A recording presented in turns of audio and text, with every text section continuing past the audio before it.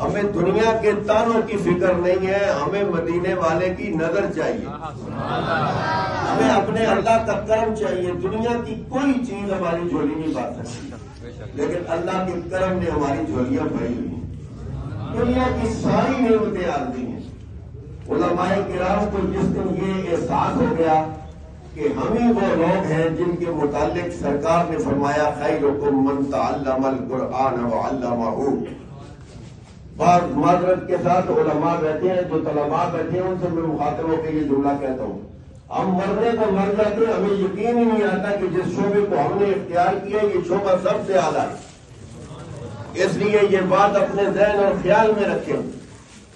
کہ اللہ کے فضل سے جو منصب اللہ نے ہمیں دیا ہے، ہمارے پاؤں میں جوتا ٹوٹا ہوا ہو سکتا ہے، ہمارے بدن پہ کپڑے پھٹے ہوئے ہو سکتے ہیں، اللہ کدے نہ کرے ہوئے نہیں، لیکن میں ایک ممکنہ بات کر رہا ہوں، ہمارا جوتا ٹوٹا ہوا ہو سکتا ہے، ہمارے بدن پہ لگے ہوئے کپڑے پھٹے ہوئے ہو سکتے ہیں، لیکن جو اعزاز اللہ اور اس کے رسول نے دینداروں کو دیا ہوا ہے وہ اعزاز زمین پر اور چلتے کسی بندے کا نہیں ہو سکتا۔